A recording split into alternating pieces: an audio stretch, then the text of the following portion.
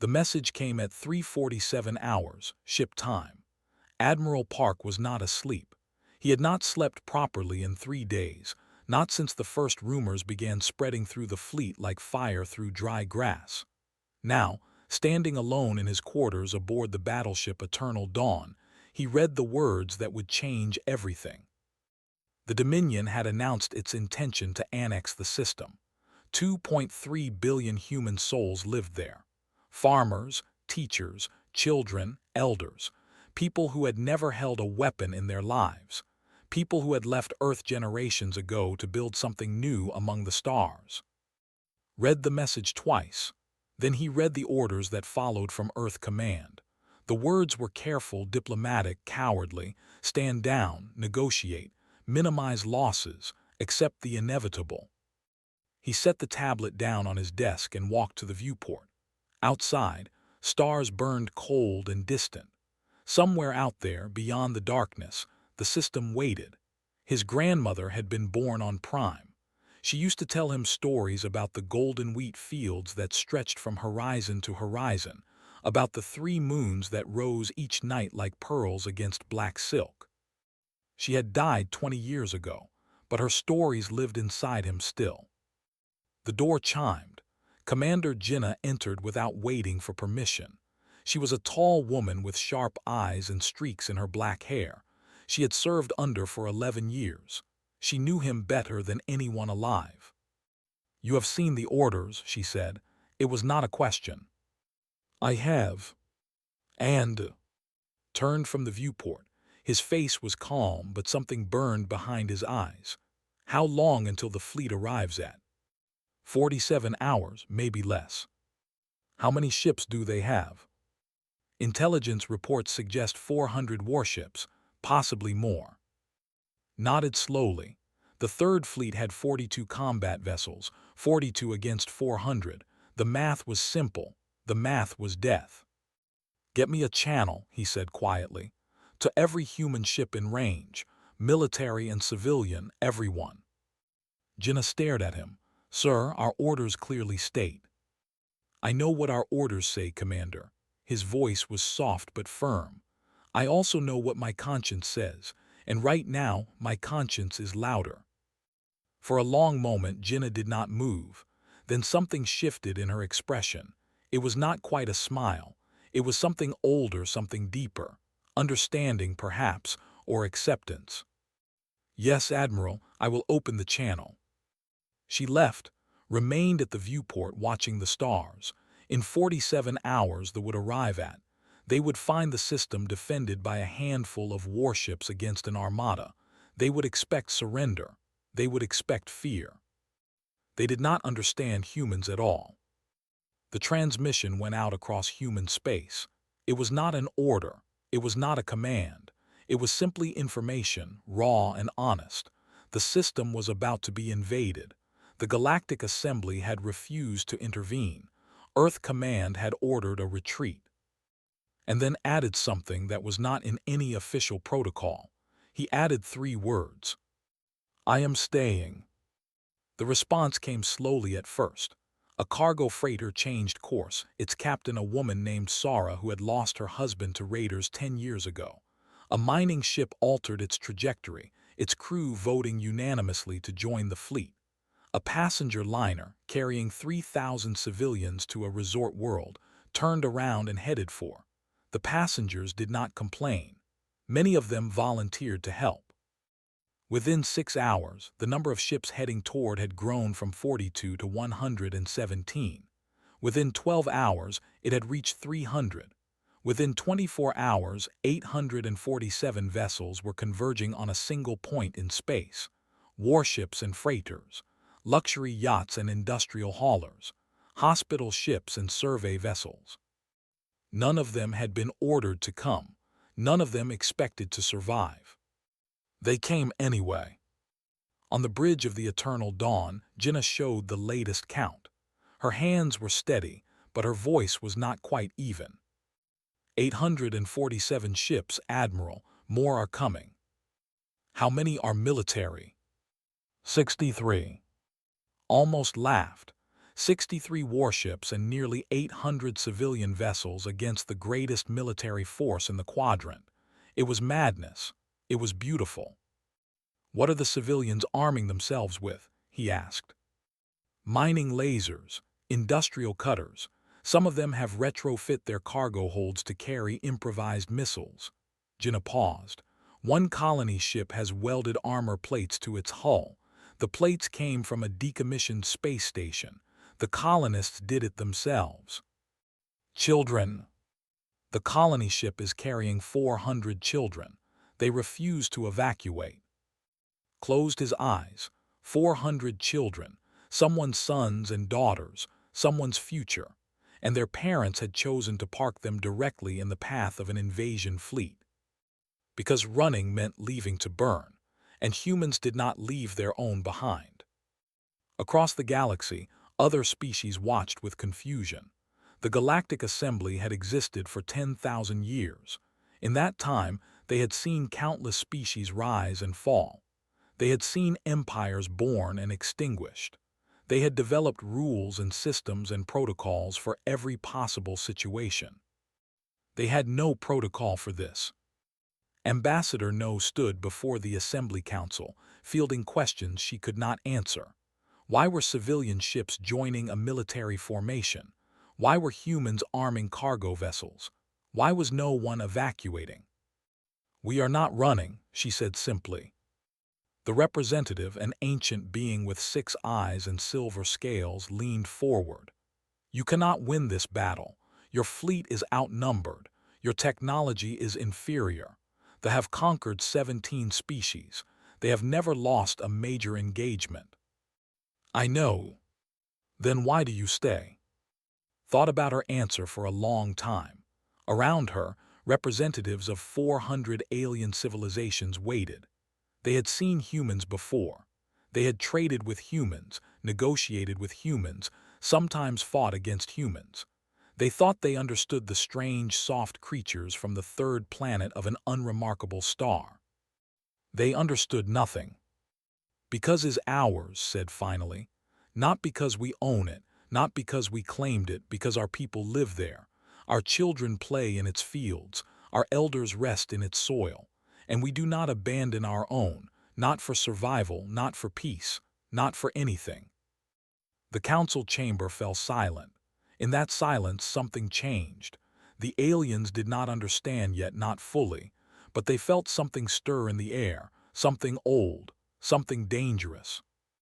Back on the Eternal Dawn, Admiral Park reviewed his fleet one final time. 847 ships. Fewer than 100 had real weapons. Most of them would be destroyed in the first minutes of combat. And yet they had come. Volunteers from every corner of human space. Strangers who had never met, united by nothing but a shared species and a refusal to let their brothers and sisters face death alone. Thought about his grandmother. He thought about the wheat fields of Prime. He thought about the children on that colony ship, sleeping peacefully while their parents prepared to die for them. Then he opened a channel to his fleet. "This is Admiral Park. In 23 hours they will arrive. They will expect us to run. They will expect us to surrender. They will expect us to die quietly like all the others before us." He paused. When he spoke again, his voice was steady as stone. "We will not run. We will not surrender. And if we die, we will die so loudly that the universe will never forget our names." Across 847 ships, humans listened. No one cheered. No one cried. They simply nodded, checked their weapons, and waited. The storm was coming, and humanity would meet it standing still. The ships kept coming. Lieutenant stood at the tactical station on the bridge of the Eternal Dawn, watching the display screen fill with new contacts. Each tiny light represented a ship. Each ship represented people who had chosen to be here, in this place, at this moment. People who knew the odds and came anyway. He was 26 years old. Too young to die, his mother would have said. But then again, everyone was too young to die. That was the nature of death. It did not wait for the right moment. Another convoy just dropped out of hyperspace, he reported. 12 vessels, 8 cargo haulers, 2 passenger ships, and 2 mining barges. Admiral Park nodded without looking up from his console. Classification. Civilian, all of them. Hesitated. Sir, the lead cargo hauler is broadcasting a message. They say they have modified their freight containers to carry explosive charges. They want to know where they should position themselves. For a moment, no one spoke. A cargo hauler filled with explosives was not a weapon.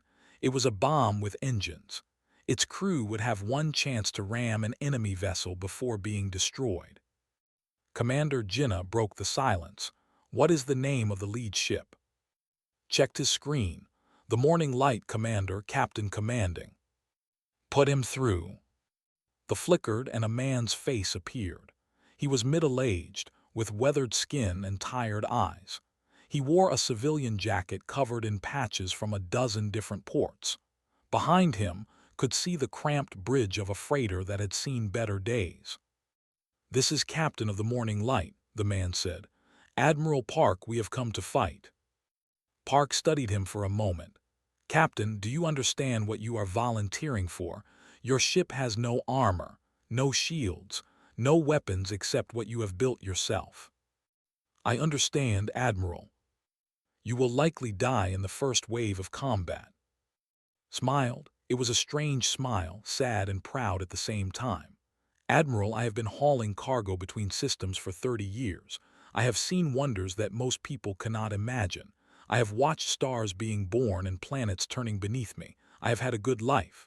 He paused. But I have also seen what they do to the worlds they conquer. I have seen the slave markets. I have seen the death camps. And I decided a long time ago that there are things worth more than living. The bridge fell silent, felt something tighten in his chest. He had studied military history. He had read about heroes and sacrifices and noble deaths, but he had never truly understood what those words meant until this moment. Park stood slowly and faced the screen. Captain, the Morning Light and her crew are hereby attached to the Third Fleet as auxiliary combat vessels. You will receive tactical updates through the fleet network. Position your ships wherever you believe they will do the most damage. Saluted. It was not a military salute.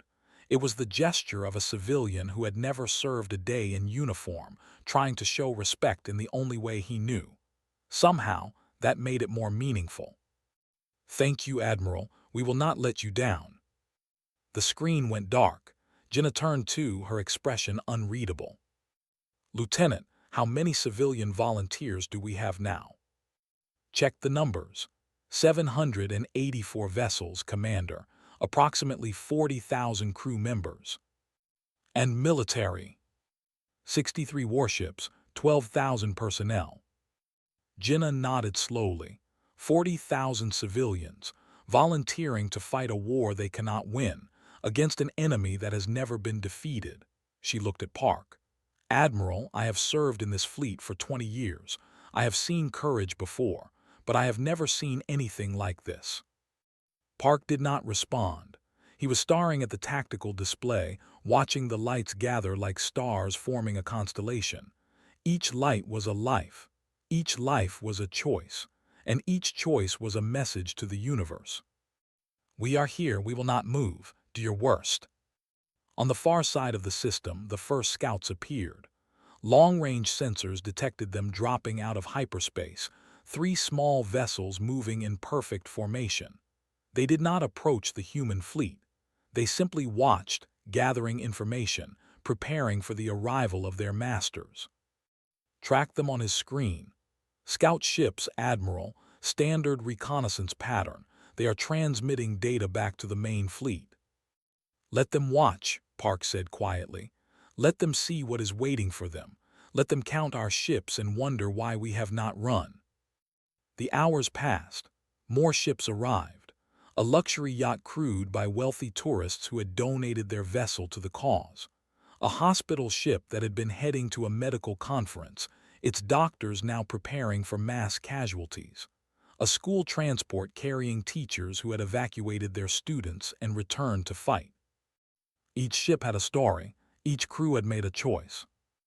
And in the command center of the Eternal Dawn, Lieutenant worked on a plan that everyone knew was madness. He presented it to Park and Jinnah as the clock counted down toward contact. His voice was steady, but his hands shook slightly as he manipulated the holographic display. "The fight in formation," he explained. "They maintain precise spacing between their ships. They protect their capital vessels with layers of escorts. They rely on overwhelming firepower and numerical superiority. They have never faced an enemy that does not follow the same rules." Jinnah studied the display. "What are you suggesting?" "Chaos," zoomed in on the tactical projection. "We cannot match them in firepower. We cannot match them in numbers, but we can match them in unpredictability. Human reaction time is faster than theirs. Our ships are smaller and more maneuverable. And most importantly, we have nothing to lose." He highlighted a section of the display. "If we spread our fleet into small groups and attack from multiple angles simultaneously, we can disrupt their formation. Their commanders will be forced to make decisions faster than they are comfortable with. They will make mistakes." "And then," Park asked, took a deep breath, "and then we make them pay for every ship they destroy. We ram their vessels. We detonate our reactors inside their formations. We board their carriers and hold critical systems until we are overrun. We make this victory cost them so much that they will think twice before attacking humans again." The silence stretched. Jinnah was the first to speak. "This is suicide, Lieutenant." "No, Commander," met her eyes. "Suicide is dying for nothing. This is dying for something. There is a difference." Park stepped forward and placed a hand on the young officer's shoulder. "How long have you been working on this plan?" 42 hours, Admiral, since we first received word of the invasion." "Have you slept?" "No, sir." Park smiled. It was a tired smile, heavy with knowledge of what was coming. "Get some rest, Lieutenant. We have 14 hours before contact. I want you sharp when the fighting starts." Started to protest, but Jinnah cut him off. "That is an order, Lieutenant. Go." He went. The corridors of the Eternal Dawn were quiet now, the crew preparing in their own ways for what was coming. Some wrote letters to their families. Some prayed. Some simply sat in silence, thinking about the lives they had lived and the choices they had made. Found an empty observation deck and sat down by the viewport. Outside, the gathered fleet hung in space like a cloud of fireflies. 847 ships, tens of thousands of people. He thought about his parents back on Earth. He had not called them. He did not know what to say. How do you tell your mother that you have chosen to die? How do you explain that some things matter more than survival? He thought about the children on the colony ship. 400 young lives, trusting the adults around them to keep them safe. Those children would live or die based on decisions made in the next 24 hours. And he thought about an empire that had conquered 17 species, an empire that believed might made right, that the strong existed to rule the weak, an empire that was about to learn something that no amount of firepower could teach. Humans did not break. Outside the viewport, the stars burned cold and eternal, and somewhere in the darkness, the enemy was coming. Closed his eyes and waited for the storm. The fleet dropped out of hyperspace, like a nightmare becoming real. 412 warships materialized against the darkness, their hulls black as shadow, their weapons already glowing with stored energy. At their center, the flagship of the Dominion fleet hung like a mountain given form. It was called the Eternal Hunger, and it had never lost a battle. Admiral Park watched them arrive on the tactical display. Around him, the bridge crew worked in tense silence, fingers moving across consoles, voices low and controlled.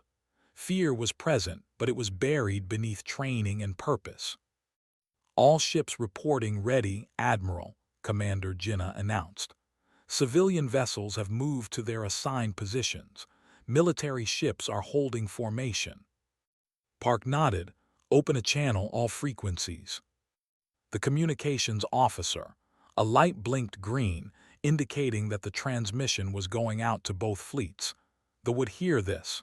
So would every human in the system. Park stood straight, his hands clasped behind his back.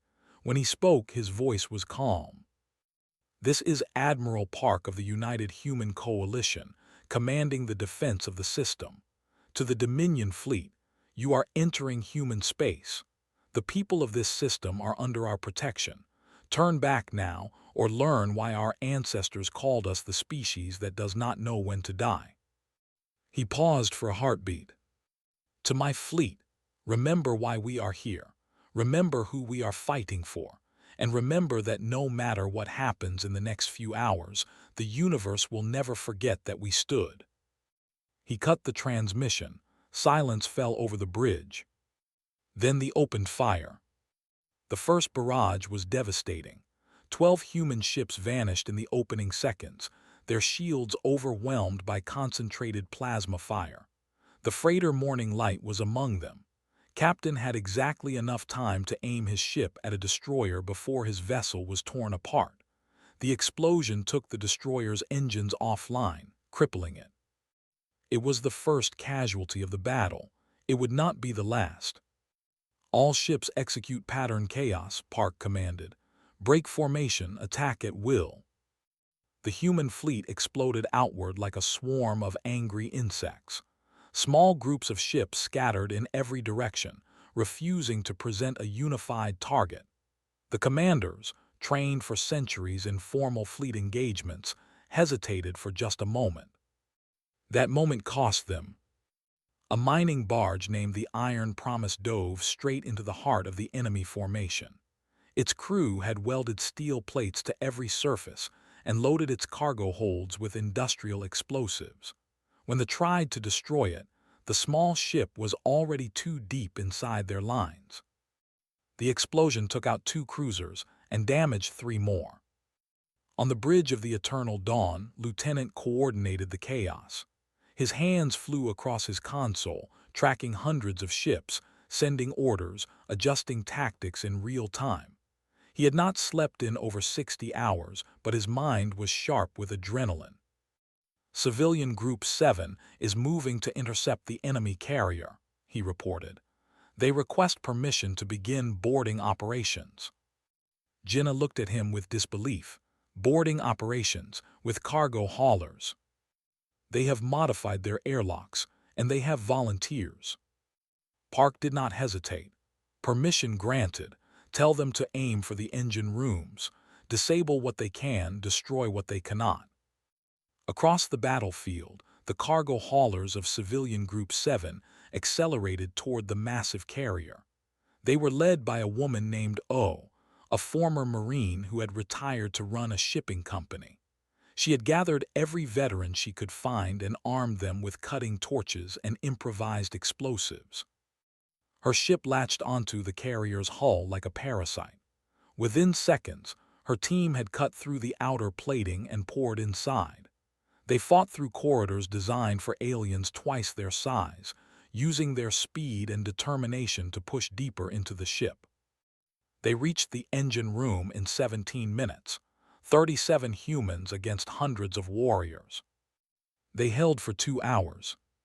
When they finally broke through, they found the engine room in ruins. The human boarders had destroyed every critical system they could reach. The carrier would never fight again. The last transmission from the engine room was broadcast on an open channel, heard by both fleets. It was Commander Jinnah's voice, tired but unbroken. For Earth, for everyone who told us we were not enough. Then silence. Park closed his eyes for just a moment. When he opened them, his expression had not changed, but something in his eyes had hardened to diamond. Status report. His voice was hoarse. We have lost 40% of our fleet, Admiral.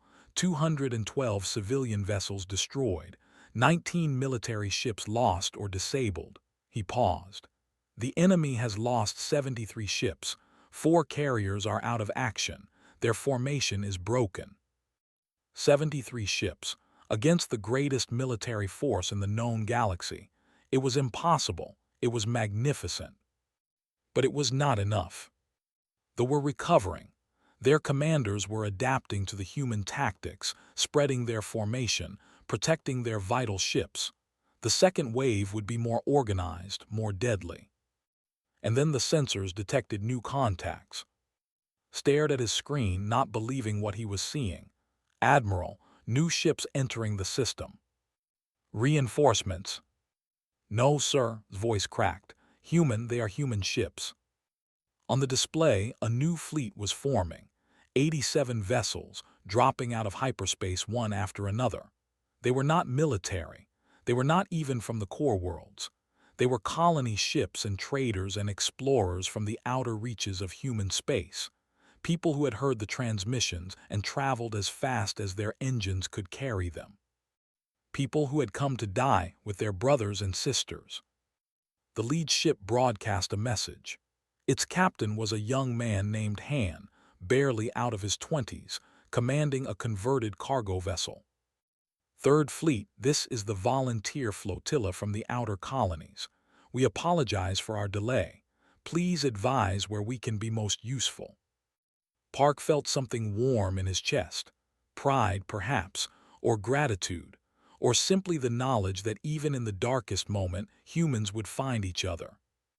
Welcome to Volunteer Flotilla. Take position on our left flank. Prepare for the second wave. The new ships moved into formation. They were tired and poorly armed and completely outmatched, but they were here. On the flagship, the Supreme Commander watched the reinforcements arrive. He was an old warrior by 100 campaigns. He had conquered worlds without number. He had broken the spirits of entire species. But he had never seen anything like this. He sent a transmission to his emperor, encrypted and urgent. The words were simple. They are still coming. The battle continued. More ships were destroyed. More lives were lost. The space around Prime became a graveyard of broken hulls and floating debris. But the humans did not retreat. They did not surrender. They fought with everything they had and then found more to give. A passenger liner rammed a battleship, its captain staying at the helm until the moment of impact. A hospital ship, its patients evacuated to a colony vessel, flew into the enemy formation broadcasting false signals, drawing fire away from the military ships. A school transport, crewed entirely by teachers, held a critical position for 40 minutes while military vessels regrouped. Each sacrifice bought time, each death bought life. And slowly, impossibly, the tide began to turn. Not because the humans were winning. They could not win. The math had not changed. But because every minute that passed, they paid a price they had never expected to pay. Every ship they destroyed cost them something in return. By the end of the first wave, they had lost 118 vessels. Nearly a quarter of their fleet was damaged or destroyed. Against a species they had considered beneath notice. Against humans. On the bridge of the Eternal Dawn, Admiral Park looked at the battlefield. His fleet was broken, bleeding, dying, but it was still fighting. And in that moment, he knew something that they did not yet understand. This was not a battle they could win. Not because they lacked the power to destroy every human ship. They had that power and more. But because even if they won, they would have to hold afterward. They would have to occupy a system full of people who had just watched their defenders die rather than surrender. And those people would never stop fighting, never stop resisting, never stop making the pay for their conquest. Some victories cost more than they are worth. They were about to learn that lesson. And humanity would be their teacher. 10,000 light years away, Emperor sat upon his throne and watched his empire's greatest fleet being bled. The throne room was vast and cold, built from the bones of conquered worlds. Around him, advisors and generals stood in nervous silence, their eyes fixed on the holographic display that showed the battle in real time. They had expected a quick victory. They had expected the humans to run or surrender within the first hour. It had been 16 hours. The humans were still fighting. "How many ships have we lost?" the Emperor asked. His voice was soft, which made it more terrifying. The admiral of the home fleet stepped forward. 147 vessels destroyed, Majesty. 63 more damaged beyond immediate repair. The carrier Endless Night has been captured by human boarders. They have destroyed its engines and life support. Our warriors were forced to evacuate. Captured? The Emperor tasted the word like poison. A carrier of the Dominion, captured by creatures who could not even leave their home planet 300 years ago. No one spoke, no one dared. The Emperor turned his attention back to the display. He watched a human freighter ram a cruiser, both ships vanishing in a ball of fire. He watched a swarm of tiny human craft overwhelm a battleship's point defenses and attach explosives to its hull. He watched humans die by the thousands. "And keep fighting. What manner of species is this?" he murmured. "What drives them to such madness?" Far across the galaxy, on the space station that served as headquarters for the Galactic Assembly, other beings were asking the same question. Ambassador No had not slept since the battle began. Her uniform was wrinkled, her hair disheveled, her eyes red with exhaustion. But she stood before the Assembly Council with her spine straight and her voice clear. "You asked me to explain," she said. "You asked me why humans do not retreat, why we send civilian ships into military battles, why we choose death over surrender." She paused, gathering her thoughts. Around her, 400 alien species watched with expressions ranging from curiosity to horror to something that might have been admiration. "The answer is simple. The answer is love." A murmur ran through the chamber. The representative, ancient and wise, leaned forward. "Love is an emotion," it said. "Emotions do not win wars. Strategy wins wars. Superior firepower wins wars. Numbers win wars." "You are correct," acknowledged. "By every measure you have listed, we should have lost this battle in the first hour. Our strategy was desperation. Our firepower was laughable. Our numbers were a fraction of the enemy's." She took a breath. "And yet we are still fighting. Do you know why?" Silence. "Because every human in that fleet is fighting for someone they love.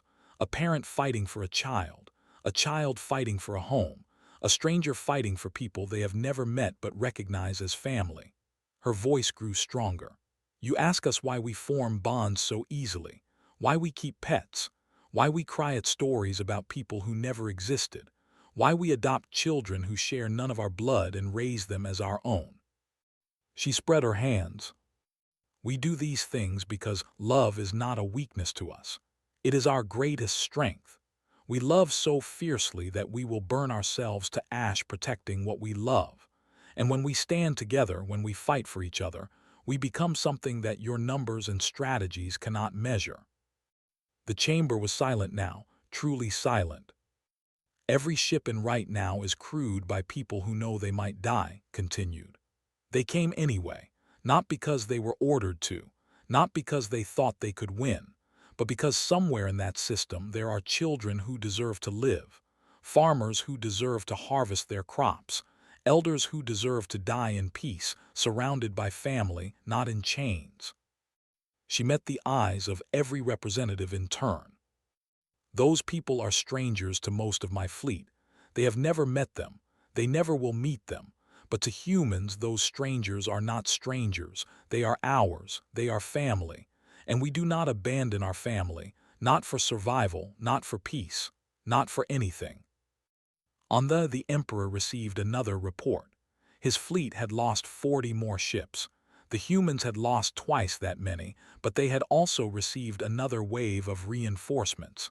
More civilian vessels, more volunteers, more people choosing to die for strangers. "How many ships do they have left?" the Emperor demanded. "Approximately 400, Majesty, less than half of what they started with." "And how many do we have?" 207 combat-capable vessels, Majesty." The Emperor did the math. His fleet still outnumbered the humans. His ships were still superior in every measurable way. He could still win this battle. But at what cost? His advisors had projected that total victory would require the destruction of his remaining fleet's combat effectiveness. He would hold, yes, but he would hold it with broken ships and exhausted crews. His borders would be undefended. His rivals would notice. And the humans on itself would resist. They would sabotage and rebel and fight until the last breath left their bodies.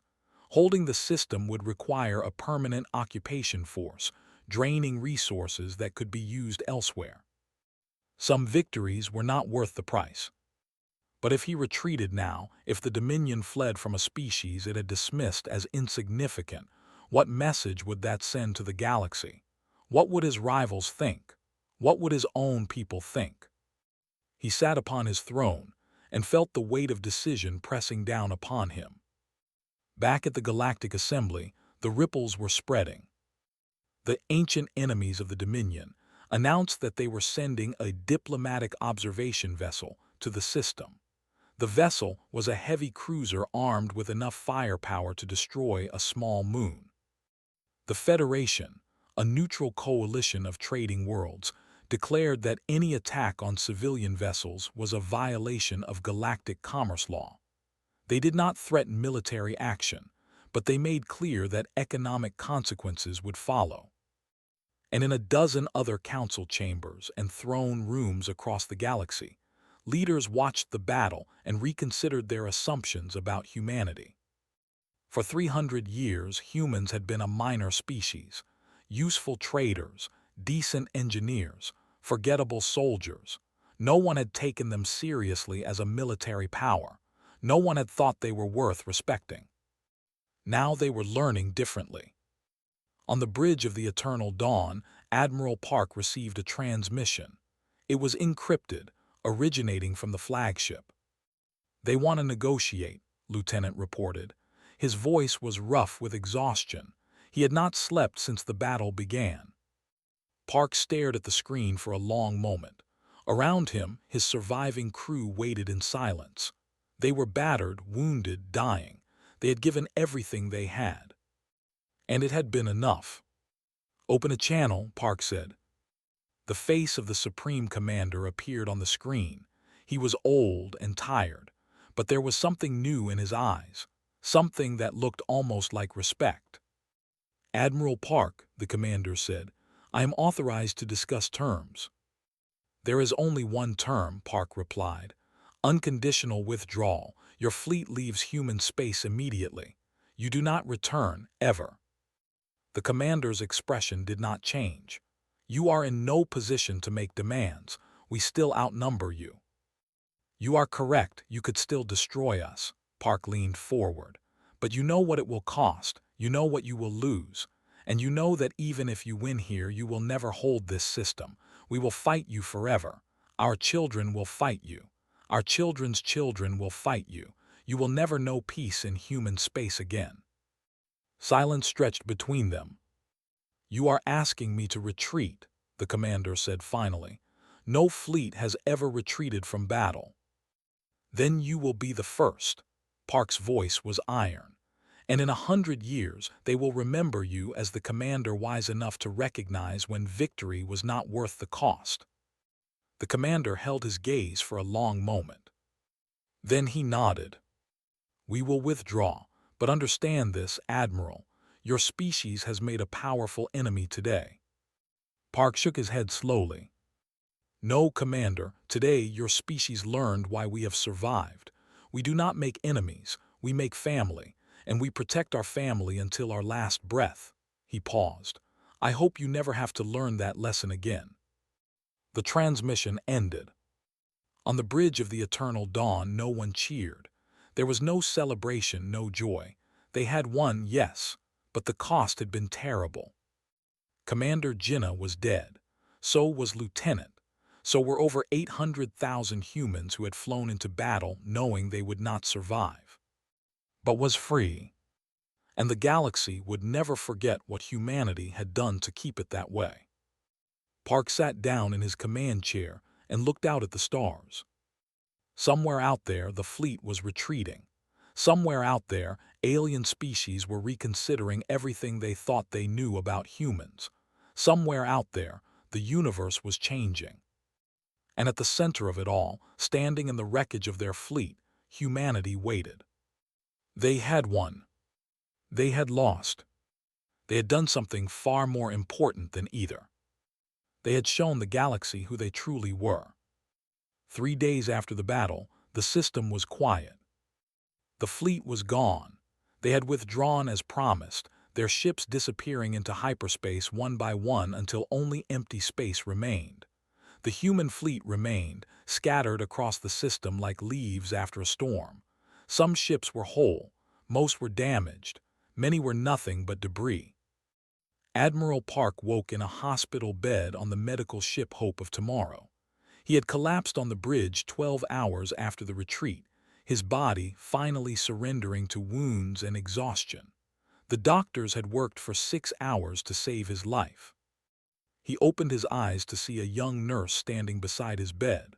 Her eyes were red from crying, but she smiled when she saw him awake. "Welcome back, Admiral. The fleet was worried about you." Park tried to speak, but his throat was too dry. The nurse helped him drink some water. "The battle," he managed.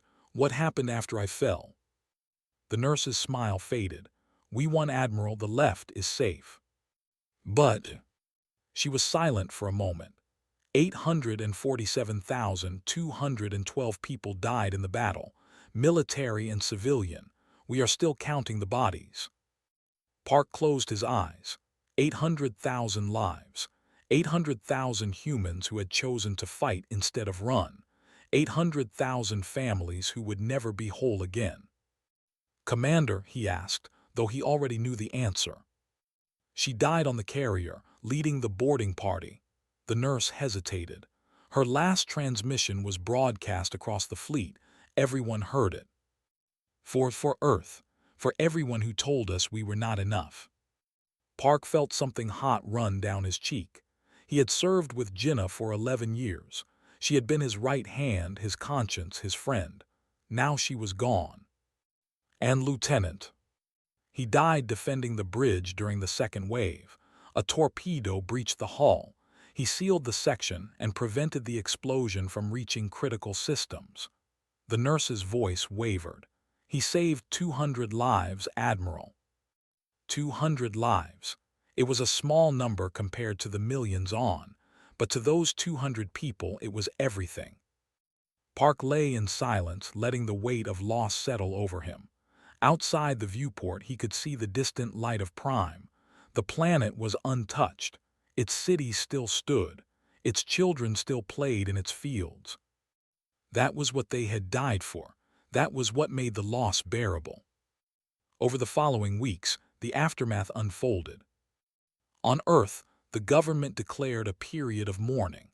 Every name of every person who had died in the battle was read aloud in a ceremony that lasted 4 days. People gathered in public squares to listen, to remember, to weep. On Prime, the survivors named a continent after the volunteers who had died defending them. They called it New Hope. In its center, they built a memorial that listed every ship that had fought in the battle. The memorial was a simple thing, just a wall of black stone with names carved into its surface. But people came from across the system to touch it, to trace the letters, to whisper thank you to people they had never met. The Galactic Assembly passed emergency reforms. Humans were elevated to full voting membership, a status that had been them for decades. The old conquest laws were abolished, replaced with new protections for developing species. Ambassador No, when asked how she felt about the victory, said only this: "We did not win, we just refused to lose." The Dominion did not speak publicly about the battle, but within their borders, things began to change. The emperor who had ordered the invasion was quietly removed from power. His successor announced a new policy of peaceful expansion that notably excluded human space. And across the galaxy, species that had once dismissed humanity began to speak of them differently. Not with fear exactly. Humans were not threatening. They did not conquer, they did not expand aggressively, they did not seek power for its own sake. But there was something in the way other species talked about them now, something that had not been there before. Respect, perhaps, or wonder, or simple acknowledgement that humans were not what they appeared to be. On the surface, they were soft creatures with short lives and fragile bodies. They had no natural weapons, no armor, no special abilities. They could not survive in vacuum or extreme temperatures. They needed food and water and air and sleep. But beneath that surface was something else, something that came out only when they were pushed, something that made them capable of standing against impossible odds and refusing to break. The ambassador, speaking before the assembly, put it best. We have studied humans for 300 years. We thought we understood them. We were wrong. Humans are not dangerous because of what they can do. They are dangerous because of what they are willing to sacrifice. Any species can fight to survive. Humans fight to protect. And there is no limit to what they will give for the things they love. 10 years later, a peace summit was held on a neutral world. Representatives from the Human Coalition and the Dominion met to sign a formal treaty. It was the first official diplomatic contact between the two species since the battle. Admiral Park attended as a special representative. He was older now, his hair fully, a scar running down the left side of his face from the wounds he had suffered. But his eyes were still sharp, still filled with the quiet strength that had held a fleet together against impossible odds. A young diplomat approached him during a break in the proceedings. The diplomat was curious, almost eager, lacking the cold pride that characterized most of his species. "Admiral Park," the diplomat said, "may I ask you a question?" "You may." "During the battle, when you sent that first transmission, you said that the would learn why your ancestors called humans the species that does not know when to die." The diplomat paused. "I have studied human history. I cannot find the source of that phrase. Where does it come from?" Park smiled slightly. "I made it up. There is no source." The diplomat blinked in confusion. "You invented it during a battle." "Sometimes, young one, the right words are more powerful than the right weapons." Park looked out the window at the stars. "My ancestors did not have a phrase for what we are, so I gave them one." The diplomat was silent for a moment, processing this. Then he asked another question, the one that had clearly been bothering him for years. "How did you know we would withdraw? How could you be certain? You were outnumbered. You were, by every measure, you should have lost." Park turned to face him. His expression was calm, almost gentle. "I was not certain. None of us were. We had no guarantee that your fleet would retreat. We knew that we might all die for nothing." He paused. "But we also knew that if we ran, we would have to live with running, and for humans, some things are worse than dying." The diplomat considered this for a long time. Around them, the summit continued, voices rising and falling in formal negotiation. Finally, the young spoke again. "Your species frightens me, Admiral." Park nodded slowly. There was no anger in his expression, no pride, just quiet acceptance. "Good," he said gently. "That means you understand us." Years passed, decades, centuries. The battle became history, then legend, then something close to myth. The names of those who had fought were carved into monuments across human space. Their stories were told to children, passed down through generations, kept alive in memory and song. And whenever a new species joined the Galactic Assembly, whenever young diplomats studied the histories of known civilizations, they always paused when they reached the chapter about humanity. They read about a minor species, unremarkable in almost every way. They read about farmers and traders and engineers who had never sought power or conquest. They read about soft creatures with short lives who built families across the stars and adopted strangers as their own. And then they read about the day that came too. They read about 847 ships facing 400 warships. They read about freighter captains who turned their vessels into weapons. They read about volunteers who traveled across the galaxy to die beside strangers. They read about a species that refused to break. And they understood something that every other civilization had been forced to learn. When humans stood still, entire star systems trembled. Not because humanity was powerful, not because humanity was dangerous, but because when humans decided that something was worth dying for, nothing in the universe could make them stop. Some species conquered through strength. Some species survived through cunning. Humans endured through love. And love, in the end, was the most terrifying thing of all.